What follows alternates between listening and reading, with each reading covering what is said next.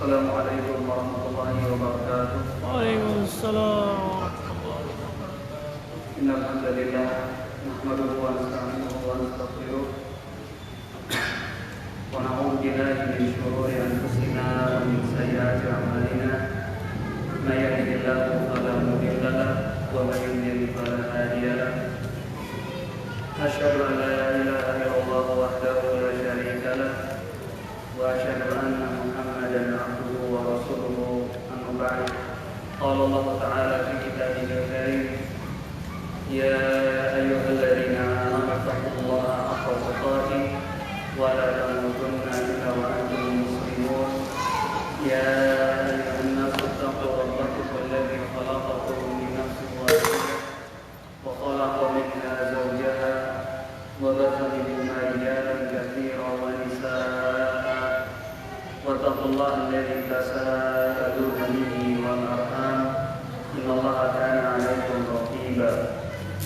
Ya ayyuhalladzina amanu taqullaha wa qulu qawlan sadida yuslih lakum a'malakum wa yaghfir lakum dhunubakum wa may yuti'illaha wa rasulahu faqad faza fawzan 'azima. Amma ba'd, fa inna asdaqal hadithi kitabullah wa khairal hadi Muhammadin sallallahu alaihi wa ala alihi wasallam wa syarrul umuri muhdatsatuha fa inna kulla muhdatsatin bid'ah wa kulla bid'atin dhalalah wa kulla dhalalatin finnar. Ma'asyiral muslimin wal muslimat jamaah Masjid At-Taqwa yang semoga senantiasa dirahmati oleh Allah Subhanahu wa taala. Alhamdulillah kita kembali memuji Allah Subhanahu wa taala yang mempertemukan kita dalam majelis yang mulia ini. Sebelum kita mulai kajian, para jamaah merapat sedikit. Ya, kita merapat. Di antara adab-adab dalam majelis yaitu kita merapat mendengarkan pelajaran yang disampaikan. Baik jamaah sekalian, Bapak Ibu yang semoga senantiasa dirahmati oleh Allah Subhanahu wa taala. Kita seperti biasanya pada malam Rabu ini melanjutkan kajian kita pada kitab Al-Arba'un An-Nawawiyah yang ditulis oleh Al-Imam An-Nawawi rahimahullahu taala. Dan pelajaran kita sampai kepada sabda Rasulullah sallallahu alaihi wasallam ketika beliau menjawab pertanyaan Jibril alaihissalam berkenaan dengan al-iman.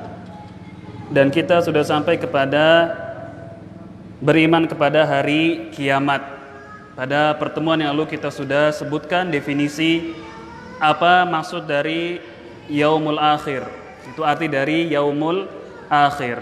Ada yang masih ingat yaumul akhir? Kenapa dinamakan yaumul akhir? Karena tidak ada lagi hari setelah hari tersebut. Oleh karena itu dinamakan yaumul akhir. Ya, berbeda dengan hari-hari yang lainnya. Kemudian pada pertemuan yang lalu kita sebutkan perkataan para ulama, di antaranya Al-Hafidz Ibnu Katsir, beliau menukil dalam kitab beliau Al-Bidayah wan Nihayah bahwasanya di sana ada nama-nama lain dari hari kiamat. Ada berapa beliau sebutkan Ibnu Katsir? Ada lebih dari 80 nama dari nama-nama hari kiamat. Pada pertemuan yang lalu kita sebutkan berapa? 11. Dari kitab Asyratus Sa'ah karang Syekh Yusuf Wabil. Ada berapa? 7. Ada yang masih ingat pertemuan yang lalu yang hadir khususnya? Nama lain dari hari kiamat? Antum dok? As-Sa'ah. Yang lain? Nama lain dari hari kiamat? Apa nama lain dari hari kiamat? Antum? Nah, mungkin pernah dengar, goib dia. Tapi barangkali kan pernah baca Yaumuddin. Nama lain dari hari kiamat. Tadi As-Sa'ah, kemudian Yaumuddin. Antum Abu Syifah? Yaumul Ba'ats, itu hari kebangkitan. Yang lain? Patri hadir, Patri? Oh, nggak hadir. Namanya dari hari kiamat apa? Agus hadir, Gus? Hadir Agus ini. Nyatet nggak, Gus? Sudah hafal di luar kepala kan? Apa, Gus, namanya dari hari kiamat?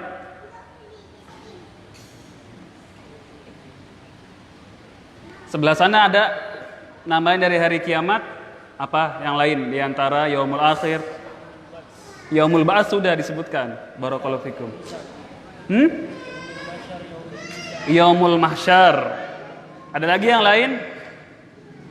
Disebutkan oleh Al-Hafidz Ibnu Katsir ada lebih dari 80 nama dari nama-nama hari kiamat. Pada pertemuan yang lalu kita sebutkan hanya 7 ya.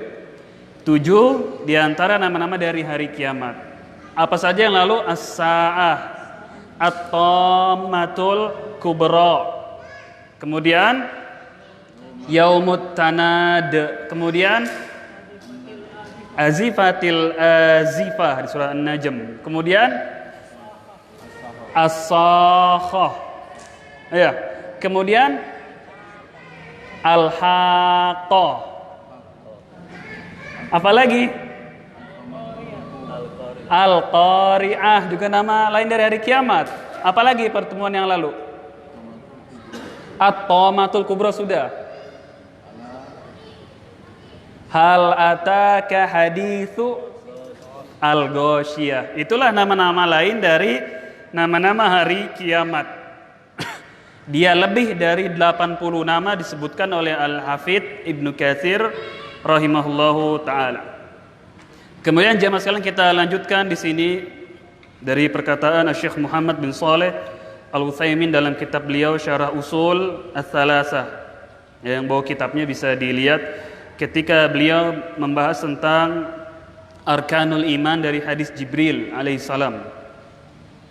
Ada yang bawa kitabnya bisa dilihat. Beliau berkata di sini tentang hari kiamat. Itu pembahasan tentang hari kiamat. Wal imanu bil yaumil akhir yatadammanu thalathatu umurin. Beliau mengatakan beriman kepada hari kiamat mengandung 3 perkara. Jadi dalam mengimani hari kiamat, beliau menjelaskan ada 3 unsur yang wajib kita imani, atau kandungannya ada 3 jenis.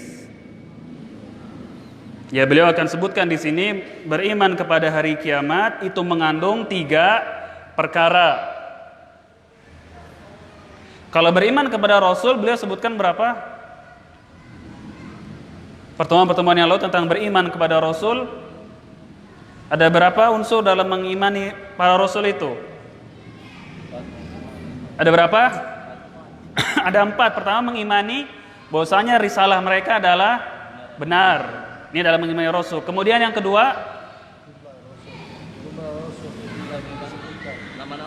beriman terhadap nama-nama Rasul yang diberitahu dalam Al-Quran dan As-Sunnah.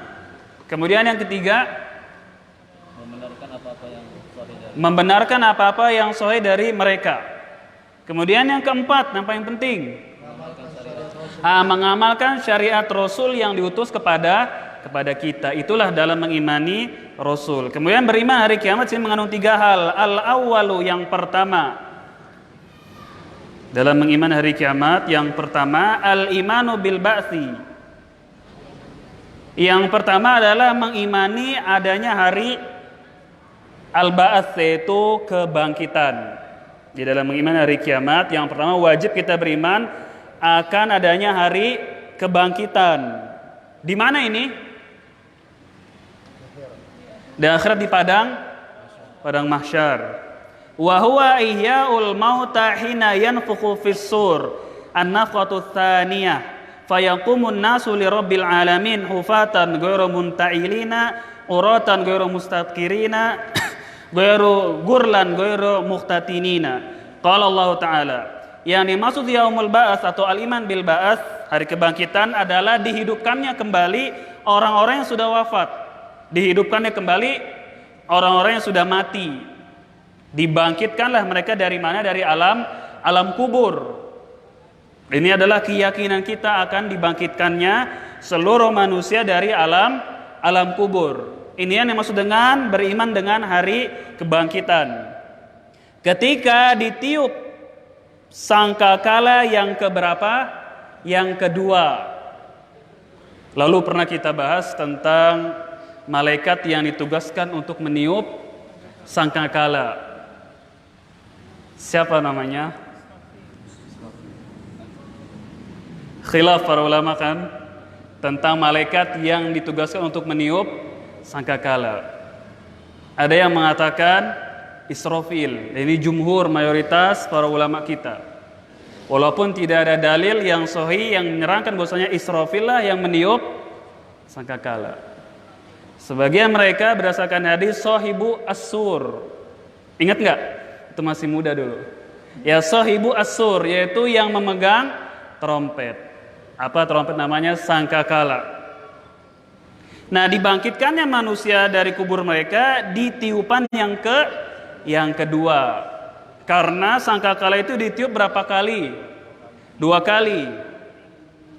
Ada yang mengatakan 3, ada yang mengatakan 2. Tapi yang rajih insya Allah adalah 2 kali. Bahwasanya sangkakala ini akan ditiup. Tiupan yang pertama bagaimana jenisnya?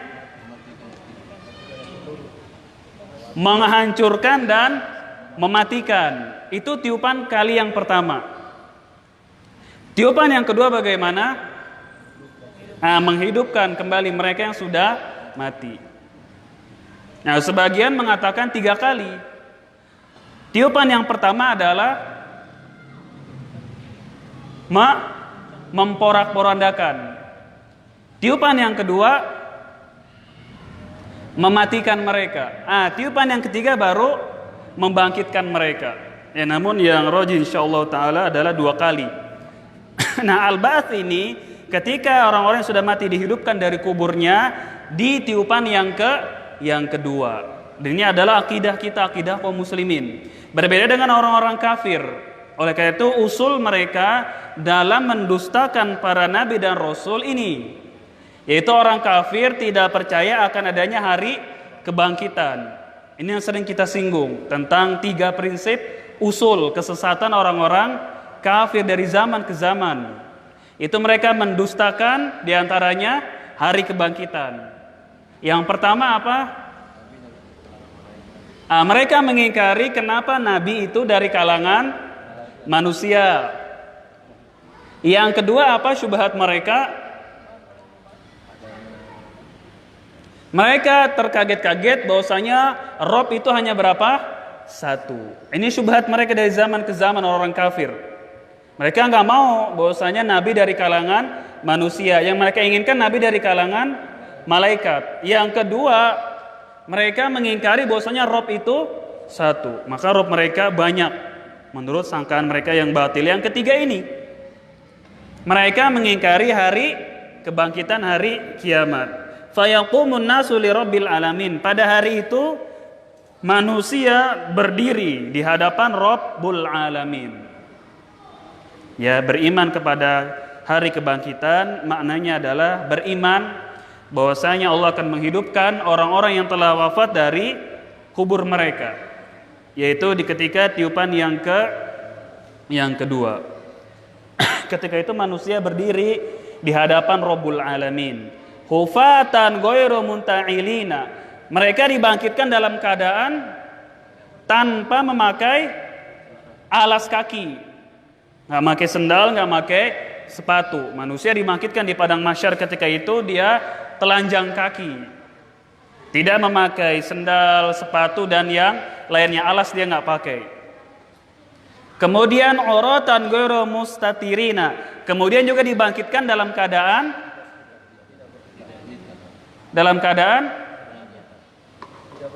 itu yang ketiga. Yang kedua, tidak berpakaian sehelai pun. Ini keadaan yang kedua. Yang pertama, mereka nggak pakai alas kaki di padang mahsyar ini.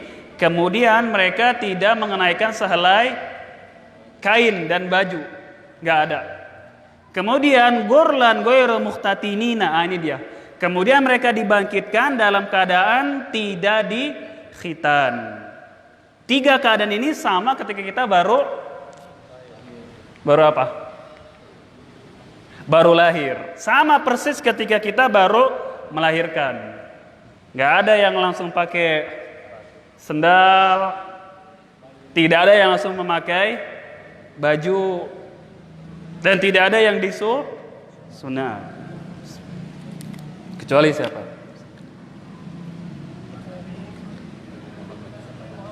Nabi yang mulia sallallahu alaihi wasallam. Insyaallah taala. Qala Allah taala, Allah Subhanahu wa taala berfirman di surat Al-Anbiya. Antum buka surat Al-Anbiya ayat ke-104. Di surah Al-Anbiya ayat 104. Tentang beriman pada hari adanya kebangkitan di hari kiamat, yaitu dihidupkannya kembali manusia setelah mereka mati semua. Surah Al-Anbiya ayat 104. Kenapa? Surat ke-21 ayat 104. Di situ Allah berfirman, kama bada'na awwala khalqin nu'iduh wa'dan alaina inna kunna fa'ilin. Sudah ketemu ayatnya? Pak Jihad sudah ketemu? Antum dok, baca dok. Artinya, ingatlah pada hari langit kami gunung seperti menggunung lembaran-lembaran kertas, sebagaimana kami telah memulai penciptaan pertama, begitulah kami akan memulainya lagi. Suatu janji yang pasti kami tepati, sungguh kami akan melaksanakan. nah, kama bada'na awwala khalqin, sebagaimana kami dahulu menciptakan yang pertama kali. Nu'iduhu, dan kami akan mengembalikan kembali mereka. Tadinya tidak ada kita semua, lalu ada. Setelah ada ini awalnya kita nggak ada, lalu Allah hidupkan kita, lalu dimatikan kembali, kemudian dihidupkan lagi.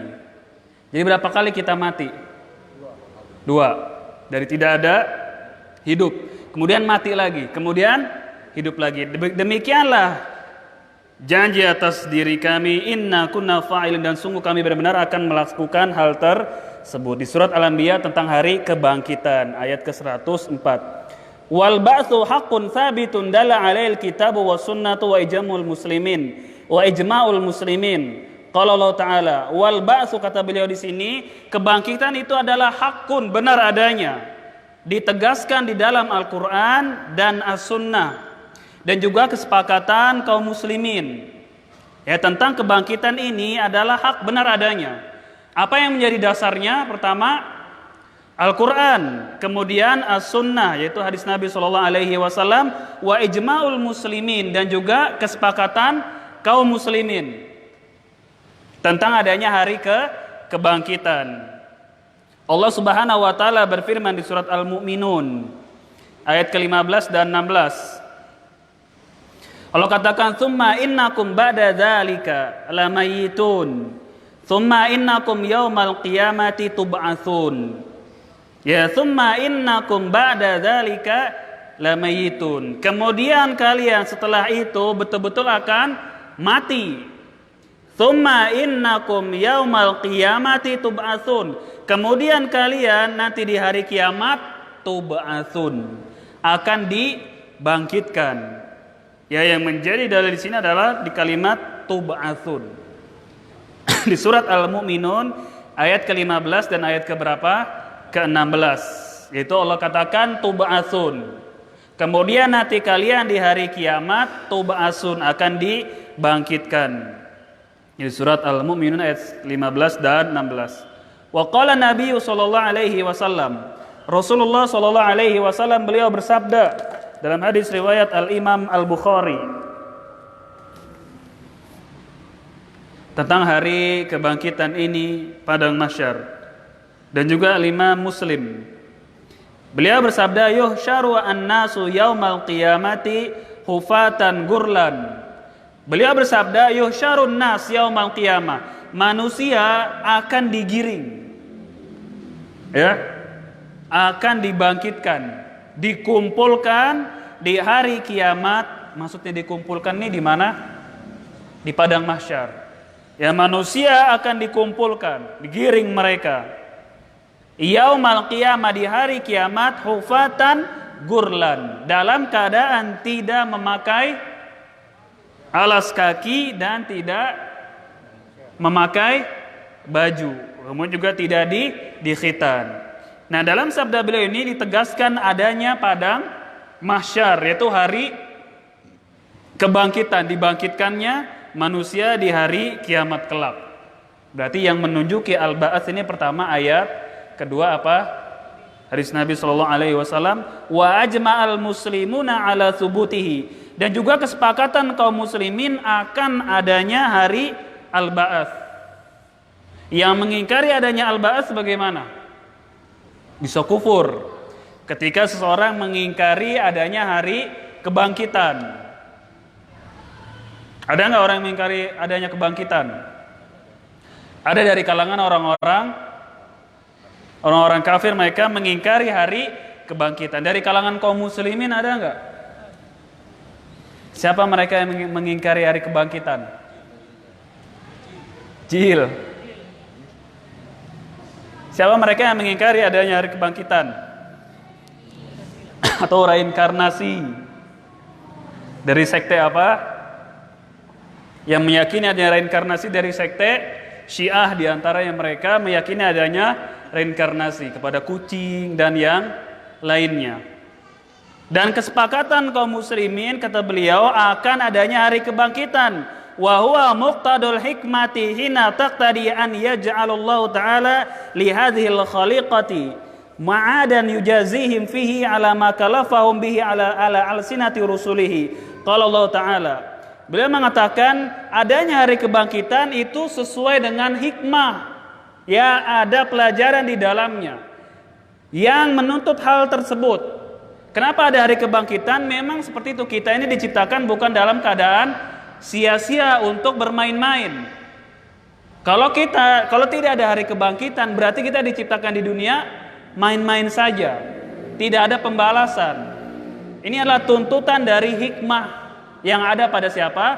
Pada Allah. Karena kita diciptakan bukan untuk main-main. Kalau nggak dibangkitkan ya sama saja seperti hewan binatang. Kita yang diciptakan ada tujuan. Apa tujuannya? Ibadah. Apa ayatnya? Sering diulang-ulang di wa ma khalaqtul jinna wal insa illa liya'budun. Tidaklah aku ciptakan jin dan manusia kecuali untuk beribadah. Ketika diperintahkan nanti akan ada ganjarannya. Kapan ganjarannya ini disempurnakan? Di hari kiamat. Dalam ayat yang lain, ayah sabul insanu ayyutroka sudah. Ayah sabul insanu ayyutroka sudah. Apakah manusia menyangka, mengira ayyutroka sudah, ditinggalkan begitu saja setelah diciptakan lalu dibiarkan saja? Ini dalam surat apa ini? Al-Qiyamah. Ayah sabul insanu ayyutroka sudah. Apakah manusia menyangka mereka itu ditinggalkan begitu saja setelah diciptakan, sudah dibiarin seperti ayam? Begitu nggak manusia mengira? Jangan begitu maksud dari ayat ini. Makanya Imam Syafi'i mengatakan ay la yu'mar wa la yunha.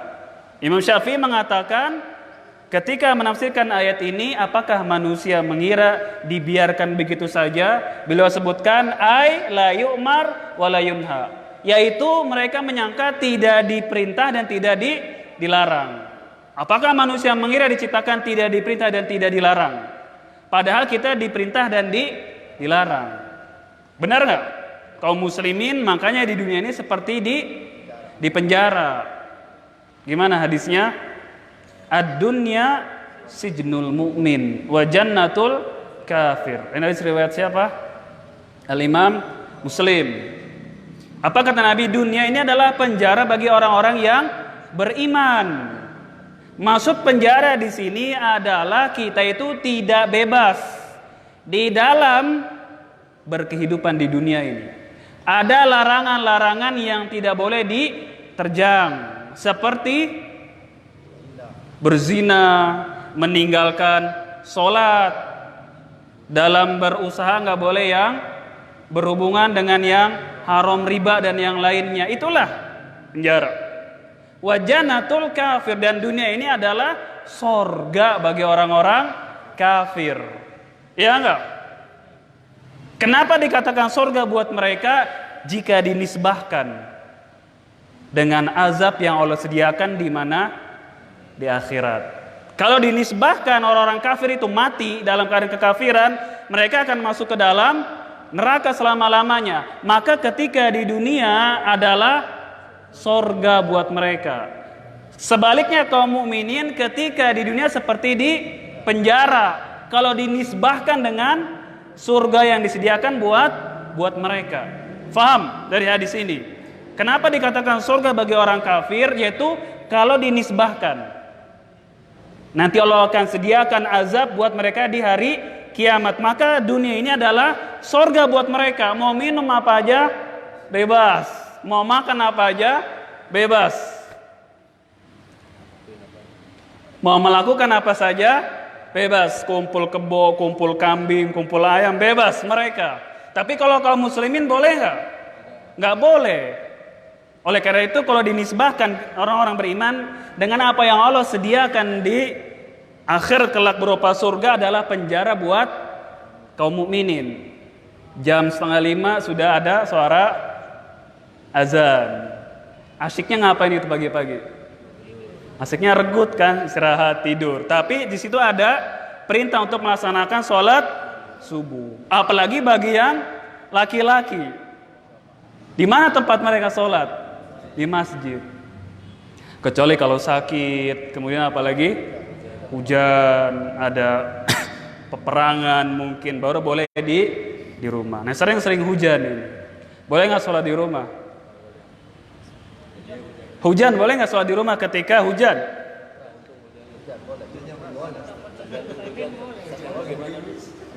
Kalau gerimis tidak, tetap harus ke masjid. Tapi kalau hujannya badai-badai keras. Siapa yang menjelaskan?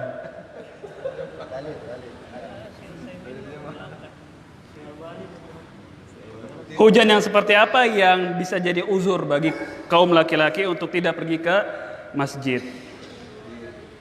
Gerimis, petir, hujan lebat, semua hujan maupun gerimis. Ada dalam riwayat ketika para sahabat meninggalkan sholat di masjid ketika hujan, lam yubtalla ni'alahum. Lam yubtalla ni'alahum. Ketika itu hujan, yang sendal-sendal kami itu enggak basah. Tapi kami tidak sholat di mana? Di masjid. Kalau sendal itu enggak basah, kira-kira hujannya bagaimana? Besar atau kecil? Oleh karena itu dalam azan ketika hujan ada apa lafadznya? Ketika azan sedang hujan, ada uzur di situ. Gimana bunyi lafadz azannya? Siapa tadi yang azan? Siapa? Tahu nggak? Ketika ada hujan, bagaimana untuk diumumkan sholat di rumah? Shollu fi buyutikum, shollu fi rihalikum, shollu fi buyutikum. Sholatlah kalian di rumah-rumah kalian. Sholatlah kalian di mana? Di tempat-tempat tinggal kalian. Inilah uzur bagi laki-laki, di antaranya adalah ketika ada hujan. Tapi kalau tidak ada hujan, di mana tempat mereka? Di masjid. Lam yubtalla ni'alahum. Sendal-sendal mereka itu tidak basah. Saya agak lupa riwayat itu diriwayatkan oleh siapa. Kalau nggak salah dalam Sunan Abu Daud. Ya jadi hujan di sini nggak ada keterangan lebat atau gerimisnya. Ada uzur di situ. Ya. Kemudian saya sampai ke situ. Tentang apa tadi kita sampai ke sana? Penjara bagi orang-orang yang beriman. Kemudian beliau melanjutkan di sini bahwasanya adanya hari kebangkitan adalah tuntutan dari hikmah yang Allah jadikan kepada makhluk-makhluknya. Ma'adan yujazihim. Dan adanya hari kebangkitan adalah tempat untuk diberi ganjaran. Ya kan? Tempat untuk diberi ganjaran nanti di mana? Di hari kiamat. Disempurnakanlah ganjaran bagi orang-orang yang beriman di hari kiamat kelak. Fihi ala ma kallafahum bihi ala alsinati rusulihi. Qala Allah Ta'ala. Kemudian Syekh sini melanjutkan, inilah yang didakwakan dari lisan-lisan para rasulnya akan adanya hari kebangkitan. Oleh karena itu merupakan usul dari ajaran Islam ini, yang pertama tauhid, yang kedua adalah mengimani para nabi dan rasul, yang ketiga beriman tentang adanya hari kiamat.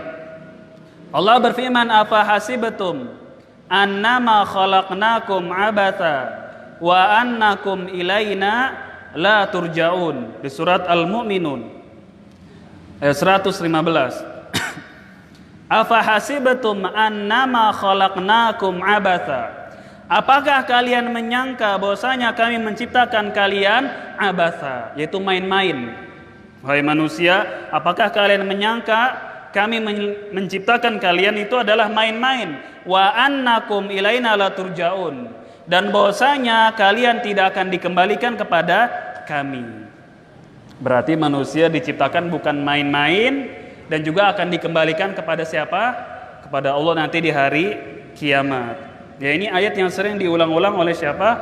Syekhul Islam Ibnu Taimiyah ketika beliau meruqyah. Ya, Syekhul Islam Ibnu Taimiyah ketika beliau meruqyah sering membacakan surah Al-Mu'minun ini. Ya, afa hasibtum annama khalaqnakum abatha wa annakum ilaina la turja'un. Ya. Wa qala Nabi sallallahu alaihi wasallam, wa qala li Nabi sallallahu alaihi wasallam, innal ladzi farada 'alaikal qur'ana la radduka ila ma'adin. Kemudian beliau bukan surat Al-Qasas ayat ke-85.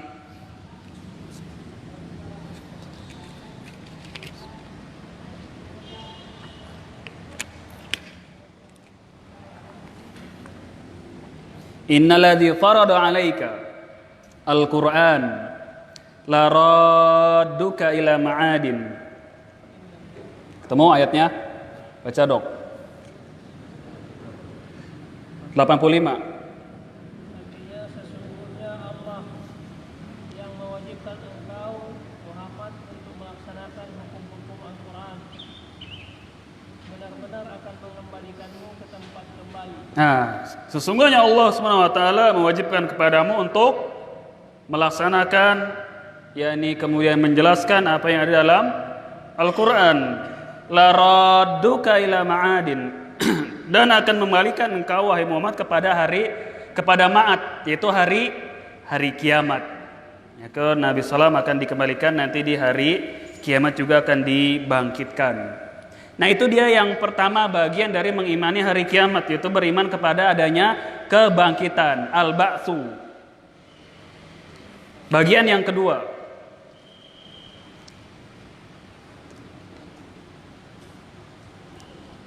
Ats-tsani, al-imanu bil hisabi wal jaza. Bagian yang kedua dalam beriman kepada hari kiamat adalah mengimani adanya al-hisab wal jaza. Apa itu al-hisab? Perhitungan. Wal jaza, apa itu jaza? Balasan. Ini diantara poin-poin mengenai beriman kepada hari kiamat, yaitu kita mengimani adanya perhitungan al-hisab. Kemudian setelah diperhitungkan amalan baik dan buruknya, al-jaza, yaitu diberi balasan, diberi ganjaran. Ya, berbeda dengan hewan. Kalau hewan bagaimana? Mereka akan dijadikan tanah. Setelah diproses antara mereka itu, antara hewan yang bertanduk dengan yang tidak bertanduk. Setelah selesai semuanya diapain mereka? Dijadikan tanah. Nah, kalau manusia tidak. Kalau dia tidak masuk ke dalam surga, dia masuk ke dalam neraka. Itu saja pilihan di akhirat. Kalau tidak surga, ya neraka. Kecuali bagi kaum muslimin yang berbuat dosa dan maksiat. Walaupun mereka bisa jadi masuk ke dalam neraka, suatu saat akan dikeluarkan dari neraka masuk ke dalam surga. Ya, kaum muslimin, dari kalangan kaum muslimin ini yang terjatuh pada perbuatan kemaksiatan selain kesyirikan dan juga kekufuran, suatu saat mereka akan dikeluarkan dari api neraka, akan masuk ke dalam surga, tidak kekal selama-lamanya. Berbeda dengan orang-orang kafir. Kalau orang kafir mereka kekal selama-lamanya. Ya, yuhasabul abdu ala amalihi. Pada hari itu hamba, kata beliau, akan diperhitungkan amalannya. Ya, pada hari tersebut hamba akan diperhitungkan amalannya. Di antara amalan yang akan dihisap apa? Yang pertama kali salat. Awwalu ma yuhasabul abdu yaumal qiyamah as-shalah.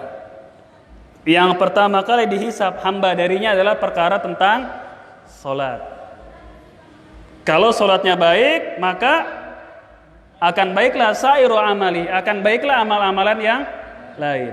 Kalau salatnya buruk, maka akan buruklah amal-amalan yang lain. Ini diantara amalan yang akan dihisap di hari kiamat adalah tentang sholat. Oleh karena itu wajib bagi kita untuk menjaga sholat kita ini. Pertama dari apa kita jaga? Tepat waktunya. Kemudian tentunya rukun-rukunnya, apanya lagi?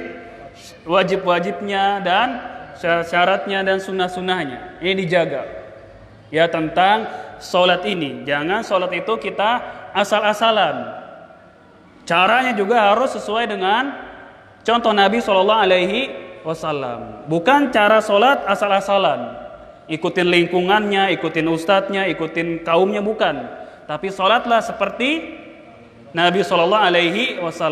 Oleh karena itu beliau bersabda gimana? Sallu kama ra'aitumuni usolli. Sholatlah kalian sebagaimana kalian melihat aku sholat. Nah, sholat adalah diantara amal yang akan dihisap pertama kali seorang hamba di hari kiamat. Kalau sholatnya baik, maka baik pula amalan-amalan yang lain. Kalau sholatnya buruk, akan buruk juga amalan-amalan yang lain. Oleh karena itu kalau mau lihat seseorang, lihat sholatnya. Kayak ada asar dari Umar bin Khattab, beliau mengatakan kalau seseorang sholatnya baik, maka urusan-urusan yang lain juga jadi baik. Ya, ini diriwayatkan oleh Al-Imam Az-Zahabi dalam kitab beliau Al-Kabair tentang dosa besar meninggalkan sholat. Ada riwayat dari Umar bin Khattab bahwasanya beliau menilai seseorang itu dari sholatnya. Lihat sholatnya anak ini gimana. Kalau sholatnya cakep, insya Allah urusan-urusan dunianya juga cakep, baik, rapi. Wa yujaza alaihi, kemudian kata saya di sini akan diganjar. Setelah diperhitungkan akan diganjar, diberi balasan. Wa qad dalla ala dzalikal kitabu wa sunnatu wa ijma'ul muslimin. Qala Allah Ta'ala. Sudah isya belum nih? Belum. Masih berapa menit? 15 menit ya. Dan sungguh kata beliau telah menunjukkan akan hal ini, beriman kepada al-hisab wal jaza. Pertama al-kitab, ya, telah menegaskan wajibnya beriman tentang hisab, perhitungan, dan jaza. Pertama adalah Alkitab. Apa yang maksud Alkitab di sini? Injil, Taurat, Al-Quran. Ini nama lain dari Al-Quran. Mana ayatnya? Ahsan. Alif Lam Mim. Zalikal kitab. Alif Lam Mim ini adalah sebuah kitab. Berarti Alkitab adalah nama lain dari Al-Quran. Yang pertama menunjukkan akan hal ini adalah Alkitab, itu Al-Quran. As-Sunnah, kemudian hadis. Wa ijma'ul muslimin, dan juga ijma', kesepakatan, konsensus kaum muslimin akan wajibnya beriman kepada al-hisab wal jaza. Qala Allah Ta'ala, Allah berfirman tentang hisab ini di surat yang biasa dibaca di hari Jumat ketika sholat Jumat, rakaat yang kedua.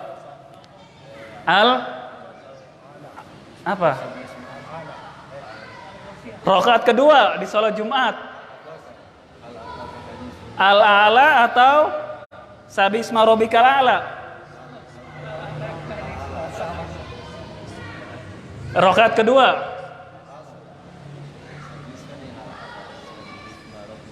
Kalau hari Jumat imam disunahkan rakaat kedua baca surat apa? Tahu nggak?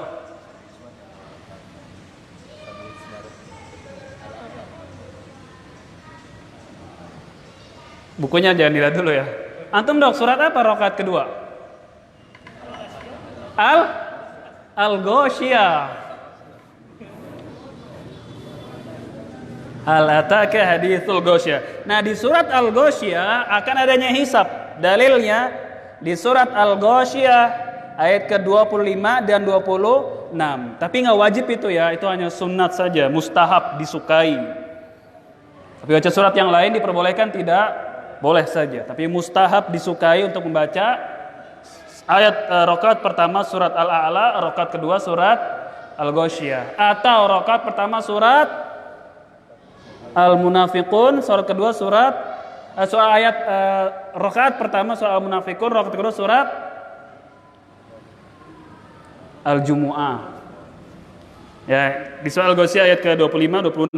Inna ilaina iyabahum, thumma inna alaina hisabahum.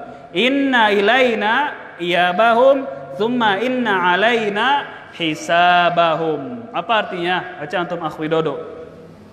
Sungguh pada kamilah mereka kembali. Kemudian sesungguhnya kewajiban kamilah membuat perhitungan atas mereka. Nah, sungguh kepada kamilah mereka dikembalikan. Siapa kami di sini? Allah. Yang dikembalikan siapa? Manusia. Kemudian thumma inna alaina hisabahum. Kemudian juga kewajiban bagi kami memperhitungkan amalan-amalan mereka. Ini kan ada di juz berapa ini? Di juz 30. Makiyah atau Madaniyah? Lihat situ. Makiyah atau Madaniyah ayat surat ini? Lihat. Juz 30 nih. Makiyah atau Madaniyah?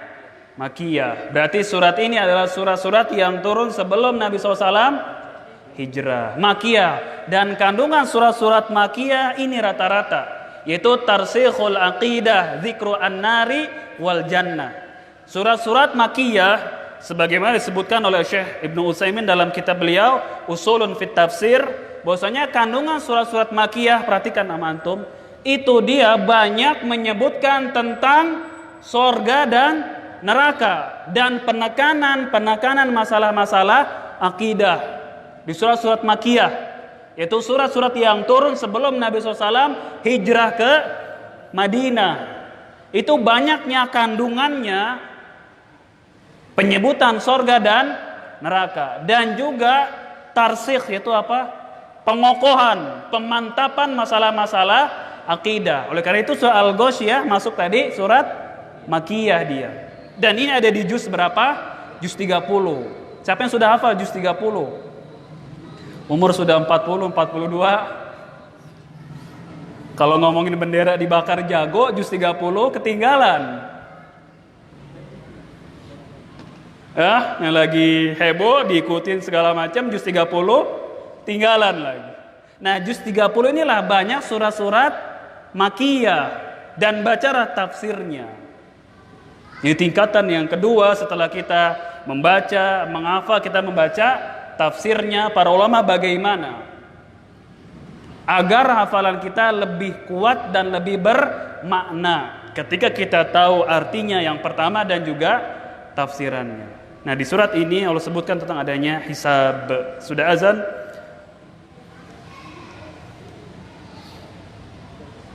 Ada pertanyaan, Fadol, silakan.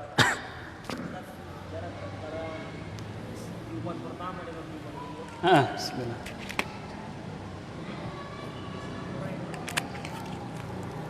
Jarak antara tiupan yang pertama dan tiupan yang kedua, wallahu alam, ana belum meneliti secara lebih dalam lagi. Cuman ada riwayat, kalau ana nggak salah ingat di Bukhari ya, disebutkan di situ nanti jaraknya. Cuman saya agak lupa, nggak hadir pada kajian kita hari ini. Ada jarak itu disebutkan.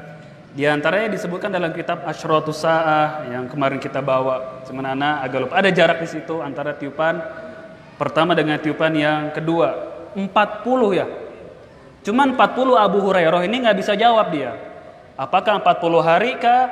40 bulan kah? 40 tahun kah?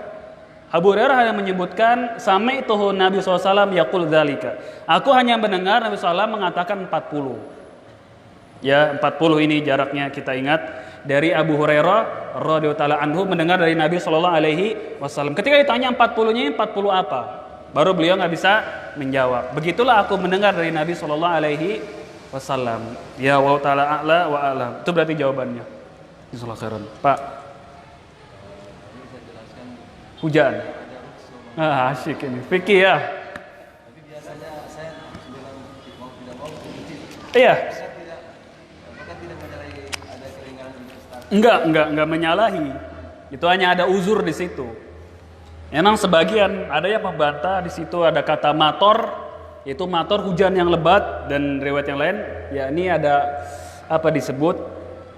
Jadi di sana ada yang membedakan antara hujan besar dengan hujan kecil. Ya, kalau hujan besar baru ada uzur, kalau kecil tidak mengapa. Maka kita bantah dengan riwayat tadi.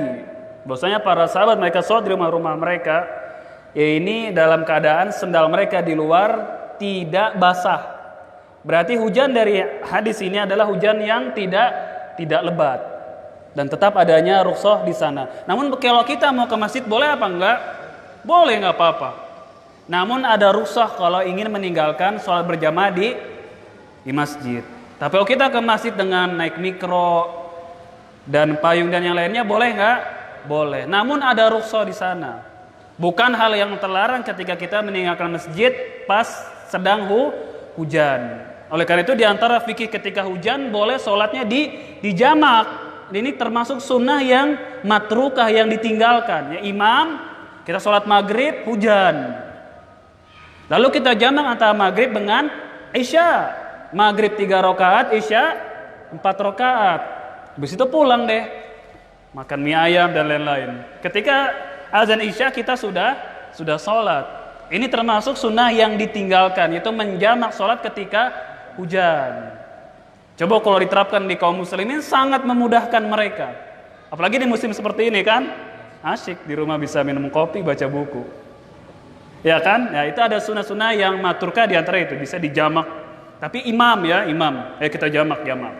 Ini insya Allah kita bahas lebih rincinya. Termasuk hal tadi hujan yang rusak bagaimana di pelajaran fikih. Insya Allah kita bawakan riwayat-riwayat dan perkataan para imam-imam, para fuqaha. Ya wallahu ta'ala a'la wa a'lam. Subhanaka Allahumma bihamdika asyhadu alla ilaha illa anta astaghfiruka wa atubu ilaik. Wassalamualaikum warahmatullahi wabarakatuh.